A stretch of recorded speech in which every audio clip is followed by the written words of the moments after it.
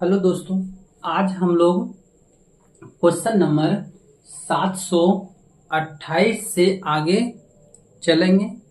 इससे पहले आप हमारे channel Modi classes teach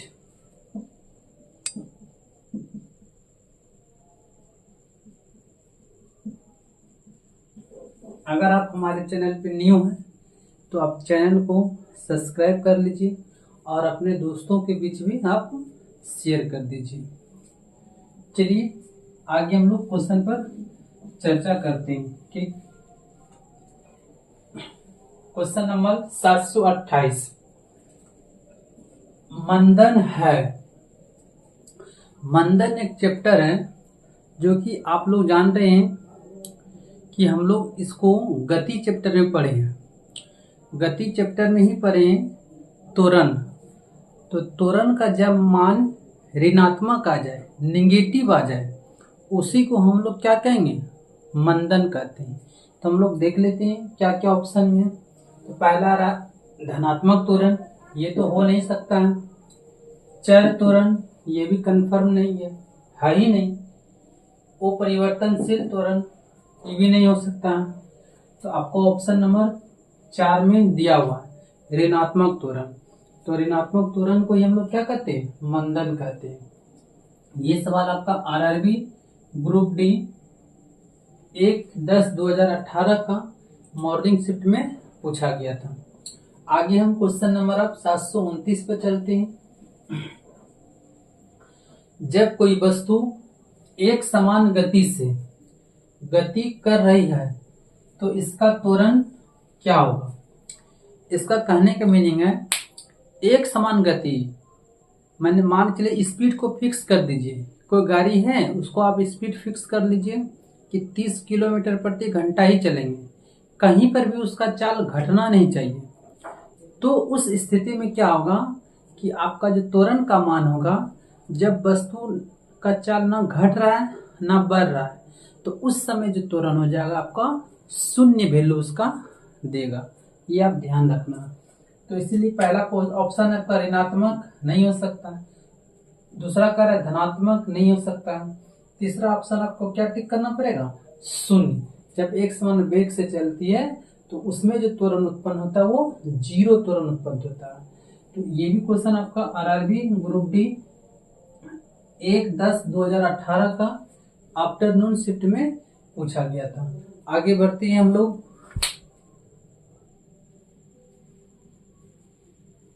question number 730 निम्न में से किस सिद्धांत के अनुसार कोई रॉकेट अंतरिक्ष में कार्य करता है? तो हम इस चैप्टर के बारे में बात भी किए हैं कि रॉकेट जो उड़ता है, जो अंतरिक्ष में जाते हैं रॉकेट, वो संवेग संरक्षण के सिद्धांत पर कार्य करता है। अब संवेग संरक्षण का सिद्धांत क्या कहता है, इसके बारे में थोड़ा सा बातें करते हैं। तो संवेग संरक्षण का सिद्धांत क्या कहता है? किसी बंद प्रणाली में, तो रॉकेट तो बंद ही होता है, चारों तरफ से क्या आता है?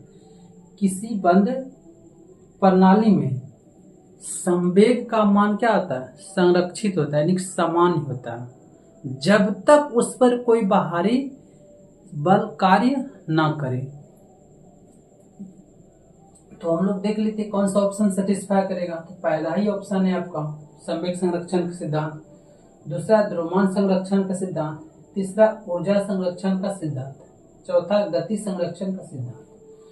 ऊर्जा संरक्षण का सिद्धांत क्या कहता है? ऊर्जा संरक्षण का सिद्धांत कहता है कि ऊर्जा का ना कभी आप उसको उत्पन्न कर सकते हैं, ना उसको कभी नष्ट कर सकते हैं। सिर्फ ऊर्जा का रूपांतरण होता है एक रूप से दूसरे रूप में। अब बोलिएगा सर कैसे रूपांतरित होता है? तो इसका एक सीधी आसान उदाहरण है कि आप जब मोटरसाइकिल स्टार्ट करते हैं, जब आप मोटरसाइकिल स्टार्ट करते हैं तो आप देखिएगा सेल्फ का इस्तेमाल करते हैं। तो सेल्फ में क्या है? विद्युत है। विद्युत ऊर्जा को क्या करता है? गति प्रदान करता है। तो ये क्या ऊर्जा का रूपांतरण हो गया। ना कि ऊर्जा नष्ट नहीं हुआ या ऊर्जा उत्पन्न नहीं किए, हम लोग क्या किए, सिर्फ एक रूप से दूसरे रूप में ऊर्जा का क्या कर दिए, रूपांतरित कर दिए। तो हम लोग इस प्रकार से ऑप्शन ए टिक कर लेंगे इसका। आरआरबी ग्रुप डी 1/10/2018 का ये आफ्टरनून शिफ्ट में सवाल पूछा गया था। आगे बढ़ते हैं।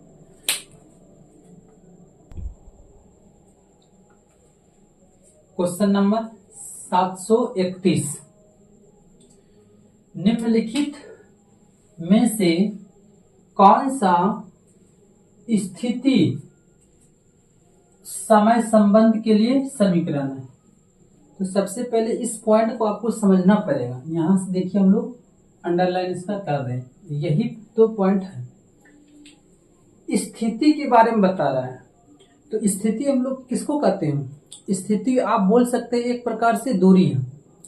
कि मान चलिए अभी हम यहाँ पर हैं और किसी समय के बाद किसी दूसरे स्थान पर चल जाएंगे, तो यहाँ से उस स्थान के बीच का जो दूरी था उसी को हम लोग स्थिति कहते हैं। और फिजिक्स में हम लोग समझते हैं कि मतलब जो भी डिस्टेंस होती है उसी को हम लोग क्या कहते हैं, डिस्प्लेसमेंट कहते हैं। और डिस्प्लेसमेंट यानी क्या होगा, विस्थापन।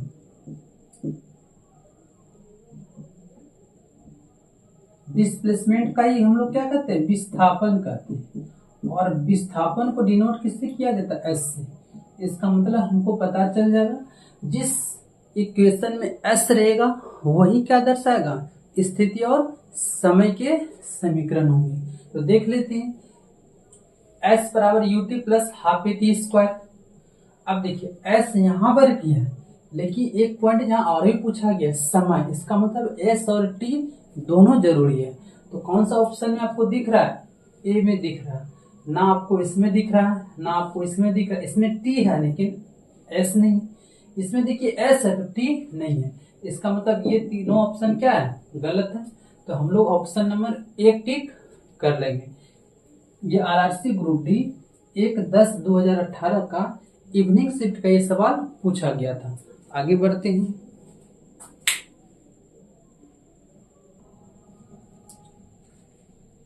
क्वेश्चन नंबर 732, कोई वस्तु सतत चाल से, सतत यानी कि एक समान चाल से गति करती है जब तक इस पर कोई डैश न लग रहा हो। एक समान चाल से अगर कोई वस्तु चल रहा है तो उस पर बोल रहा है कि कब एक समान चाल से चलेगा, जब तक उस पर कोई बाहरी बल कार्य ना करेगा। अगर बाहरी बल कार्य कर गया तो फिर वो एक समान चाल से नहीं चलेगा। तो आपसे यही पूछ रहा है कब करेगा, यानी कि जब तक उस पर क्या करे, कोई बाहरी बल ना लग रहा हो। देखिए यहाँ आवेग है, जड़त्व है, बल और दाब है, तो आपको क्या टिक करना था, बल आपको टिक कर लेना। ये आपका देखिए आरआरबी ग्रुप डी 4/10/2018 का मॉर्निंग शिफ्ट का ये सवाल पूछा गया था। देखिए सवाल थोड़े से ज्यादा हार्ड नहीं है, सवाल इजी है, लेकिन 2022 का जो पेपर है इससे थोड़ा सा अप है। इसलिए आप ये प्रयास कीजिए कि रेलवे ने आज तक जितना भी प्रीवियस पेपर है उसको आप सारा लगा लीजिए। या तो आप वहां से किसी मार्केट में जाइए, वहां से बुक लाइए, मार लीजिए, या नहीं तो आपको यहाँ पर इस चैनल पर सारे एग्जाम का प्रीवियस पेपर आपको मिलेंगे, तो यहाँ से आप रिवाइज कर लीजिए। आगे बढ़ते हैं। क्वेश्चन नंबर 733, किसी वस्तु का संवेग डैश पर निर्भर करता है।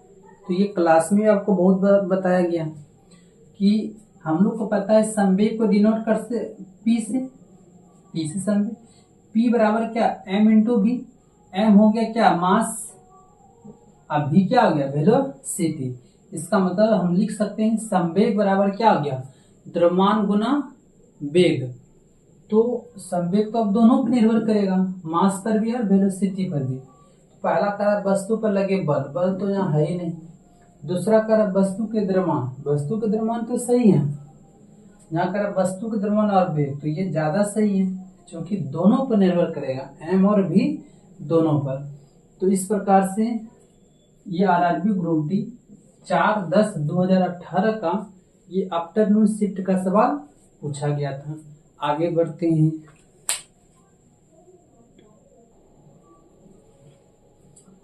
Question number 733। किसी तैरती वस्तु पर ऊपर की ओर लगने वाला बल डैश होता है। आप देखिएगा, जब कोई वस्तु पानी में तैरती है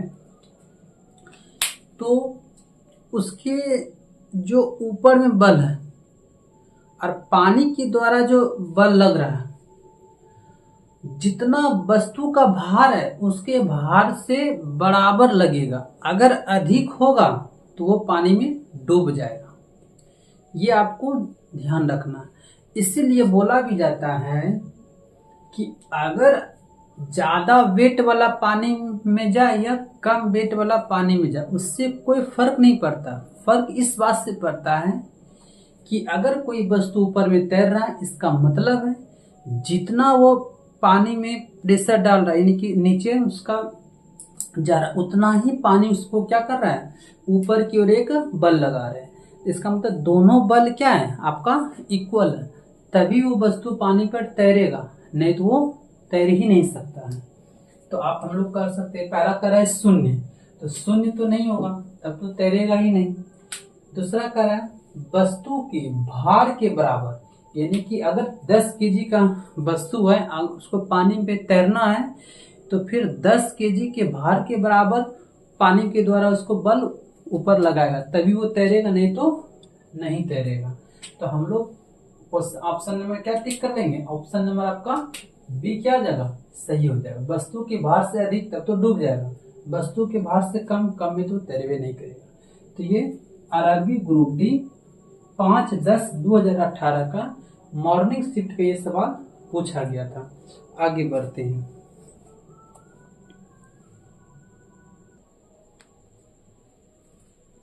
क्वेश्चन नंबर 734। किसी पदार्थ पर डैश कार्य करने के बावजूद भी उसके आकार में परिवर्तन नहीं होने का गुण क्या कहलाता है। आप कोई भी काम कर रहा है फिर भी उसके आकार में परिवर्तन नहीं हो रहा।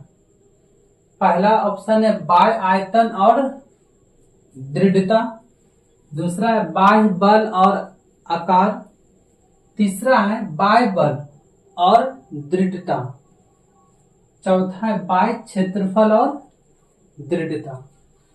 तो हम लोग यहाँ क्या टिक करेंगे, किसी पदार्थ पर डैश कार्य, इसका मतलब बाह्य कार्य, यानी कि बाहर से जो उस पर कार्य हो रहा करने के बावजूद भी उसके आकार में परिवर्तन नहीं होने का गुण, तो क्या कहलाएगा, दृढ़ता कहलाएगा।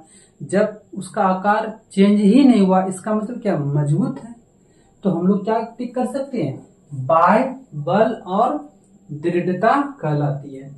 ये क्वेश्चन आपका आरआरबी ग्रुप डी 5/10/2018 का मॉर्निंग शिफ्ट का सवाल पूछा गया था। आगे बढ़ते हैं।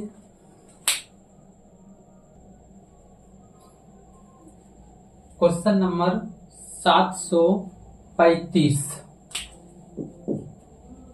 वायु के दाब को आप क्या कहेंगे, यानी कि वायु में जो दाब होगा उसको हम लोग क्या कहेंगे। तो सीधी बात है, इसको हम लोग क्या कहते हैं, वायुमंडलीय दाब कहते हैं। अब इसी पर आधारित दूसरा भी क्वेश्चन आपसे पूछा गया है। Question number 736। जब बैरोमीटर की रीडिंग अचानक घट जाती है, जब आप बैरोमीटर लीजिएगा, जब उसका रीडिंग अचानक घट जाएगा, उसका अगर आप मीटर लिखिएगा देखिएगा तो वो अचानक घट जाएगा। जब अचानक घटेगा तो आंधी तूफान होने की संभावना होती है मौसम में। मौसम वैज्ञानिक जो है इसी के आधार पर तो आपको सूचना देते हैं कि जहाँ तटीय इलाका है उसको बोल देते हैं खाली कर दीजिए क्योंकि यहाँ तूफान आने वाला है। उसी से वो ग्राफ से पता कर लेते हैं। और जब धीरे धीरे ऊपर चढ़ेगा, जब बैरोमीटर का जो रीडिंग है वो धीरे धीरे ऊपर चढ़ेगा तो आपका मौसम साफ रहने की संभावना होती है। तो यहाँ आप देखते हैं क्या बोल रहा है, रीडिंग अचानक घट रहा है। अगर घट रहा है तो आंधी तूफान आएगा, बहुत गर्म हो जाएगा, ये तो नहीं होगा, बहुत सुखद होगा, ये भी आपका ऑप्शन सेटिस्फाई नहीं करेगा। बहुत ठंडा हो जाएगा, ये सेटिस्फाई नहीं करेगा। कारण बहुत तूफानी होगा, तो आंधी तूफान आएगा तो तूफानित होगा ही। ये दोनों सवाल आपका आरआरबी ग्रुप डी 5/10/2018 का आफ्टरनून शिफ्ट में पूछा गया था। आगे बढ़ते हैं।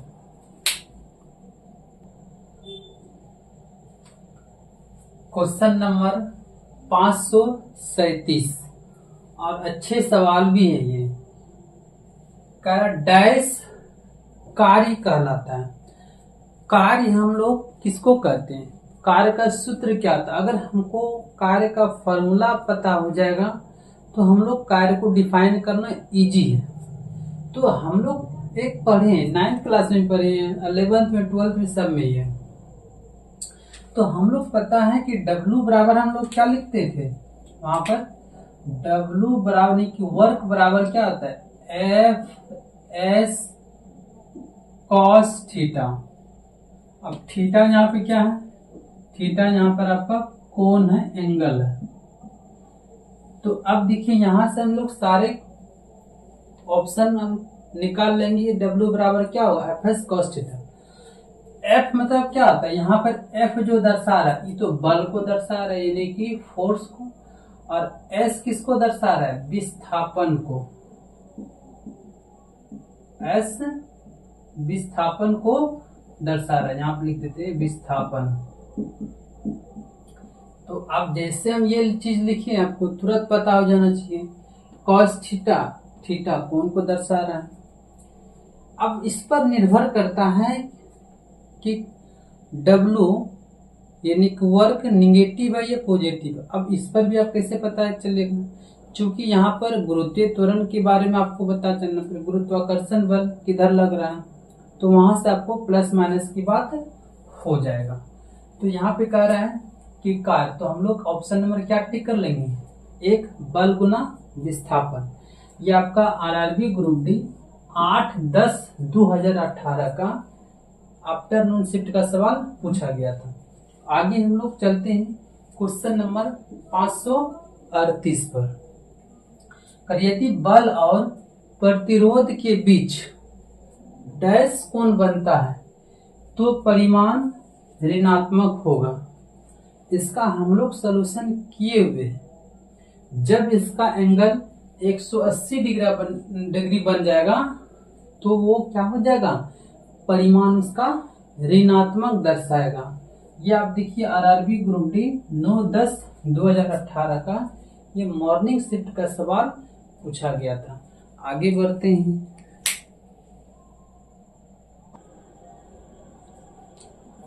Question number 739।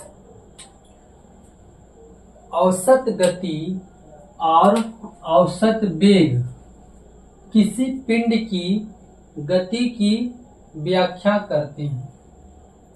ऑप्शन 1 है लंबी दूरी पर, ऑप्शन 2 है दिए गए समय अंतराल के दौरान, ऑप्शन 3 है कम दूरी पर, ऑप्शन 4 है समय के किसी विशेष उदाहरण पर। तो अगर हम जनरली अगर तरीका हम समझें कि औसत बराबर क्या होता है, पहले ये समझिए। औसत बराबर क्या होता है, दूरी, औसत गति है ना, औसत गति बराबर क्या आता है, दूरी बटे आप समय बोल सकते हो। तो इसका मीनिंग क्या है कि समय का अंतराल होगा तब तो गति होगा ना। तो औसत गति बराबर होता ही दूरी बटे समय। दूरी अगर फिक्स है तो समय का वहां क्या होगा, अंतर होगा, यानी कि दोनों का डिफरेंस होगा। तो इसी को हम लोग यहाँ, चूंकि ये ऑप्शन के अनुसार आपको टिक करना है, ऐसे तो अगर हम लोग को बोल देता औसत गति क्या हुआ तब तो टिक कर लेते दूरी बटे समय, लेकिन आपको ऑप्शन में ये चीज नहीं दिया गया। तो कह रहा है लंबी दूरी पर, लंबी दूरी पर नहीं, दूरी फिक्स हो सकता है लेकिन समय, एक स्थान से जब आप दूसरे स्थान जाइएगा तो कुछ तो समय लगेगा, आप फिर उसी दूरी को आप यहाँ पर आइएगा, तो इसका मतलब क्या, दूरी फिक्स है। मान चलिए हम ये प्रयास करते हैं, ये ए है और ये बी है, इन दोनों का बीच का कुछ दूरी होगा डी, तो आप यहां से जाइएगा तो आपको कुछ समय लगा, फिर इधर से भी आइएगा तो भी आपको कुछ समय लगा। तो दूरी ये दोनों के बीच में स्थिर है, लेकिन समय आपका बढ़ रहा है, समय आपका स्थिर नहीं है, ये थोड़ा सा आप याद रखिएगा। तो लंबी दूरी पर नहीं हो सकता है, कम दूरी पर नहीं हो सकता है, समय के किसी विशेष उदाहरण पर नहीं, समय अंतराल पर हो सकता है। ये ऑप्शन आपको दिए गए समय अंतराल के दौरान जो भी अंतर होगा उसी पर कार्य करेगा। ये आपका आरआरबी ग्रुप डी 9/10/2018 का मॉर्निंग शिफ्ट ये सवाल पूछा गया था। आगे बढ़ते हैं। क्वेश्चन नंबर 740, किसी लगाए गए बल के लिए यदि क्षेत्रफल कम है तो दाब क्या होगा।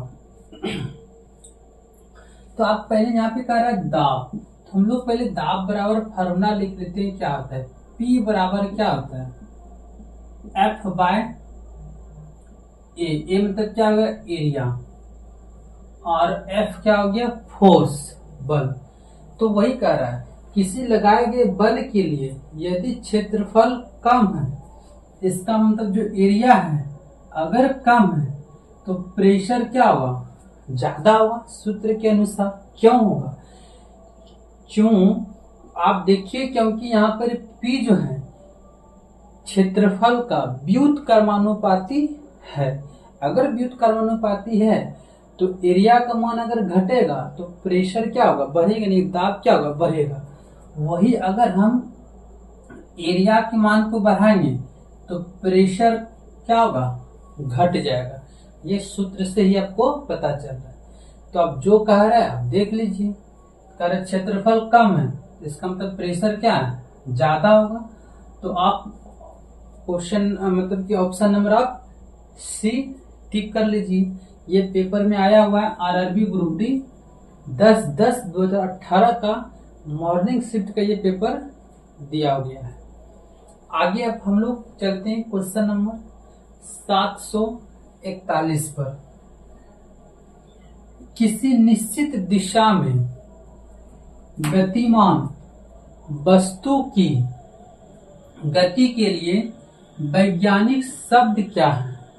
ये तो सीधा आपसे डिफिनेशन पूछ रहा है कि निश्चित दिशा में किसी वस्तु द्वारा किसी वस्तु की गति के लिए वैज्ञानिक शब्द क्या है। निश्चित दिशा में जो तय की गई दूरी को हम लोग क्या कहते हैं, हम लोग वेग कहते हैं।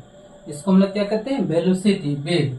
ये आरआरबी ग्रुप डी 11/10/2018 का ये भी आपका मॉर्निंग शिफ्ट का सवाल पूछा गया।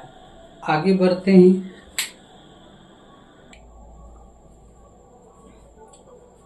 क्वेश्चन नंबर 742, किसी वस्तु के द्रव्यमान का माप क्या कहलाता है। आपसे ये क्वेश्चन पूछा है। तो द्रव्यमान का जो माप है उसे हम लोग जड़त्व कहते हैं।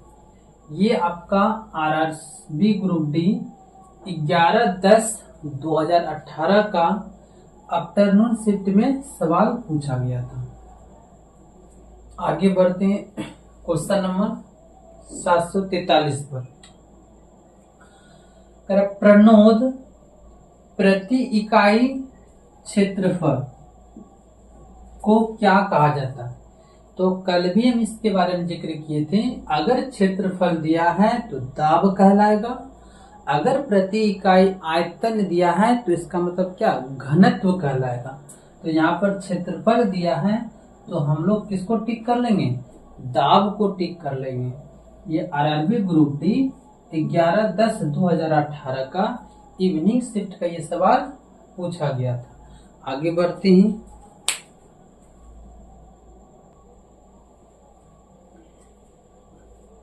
Question number 744। यदि एक m द्रव्यमान वाली वस्तु को जमीन से h ऊंचाई तक उठाया जाता है तो इस क्रिया के लिए बल आवश्यक न्यूनतम बल डैश के समान होता है। देखिए, अगर हम इसी को, इस वस्तु को हम जमीन से उठावे तो ये जो उठ रहा है बल ना, ये तभी ये वस्तु उठ रहा है जब जो बल लगा इसके भार के बराबर बल लग रहा है, तभी तो ये वस्तु उठेगा, नहीं तो नहीं उठेगा। पानी में भी अगर ये तैरेगा तभी तैर सकता है, इस वस्तु के भार के इतना बल पानी इस पर लगाएगा तभी ये वस्तु पानी में तैरेगा, नहीं तो डूब जाएगा। यहाँ भी वही काम है, वस्तु को उठाना है तो इसका बल जो लगेगा वस्तु के भार के बराबर। तो ऑप्शन पहला दिया जमीन से होने वाली दूरी पर, दूरी से तो कोई मतलब नहीं। दूसरा नंबर है वस्तु का भार, ये सही है। प्रयुक्त बल नहीं हो सकता है, वस्तु की ऊंचाई ये भी नहीं हो। ये आपका आरआरसी ग्रुप डी 15/10/2018 का इवनिंग शिफ्ट का ये सवाल पूछा गया था। आगे बढ़ते हैं।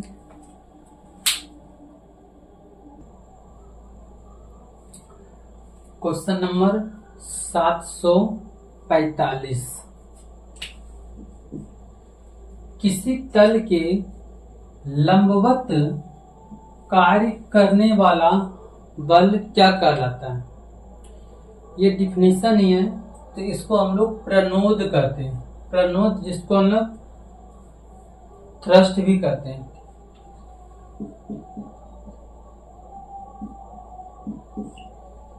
ठीक है, ये भी क्वेश्चन आपको आरआरबी ग्रुप डी 15/10/2018 का इवनिंग शिफ्ट में पूछा गया था।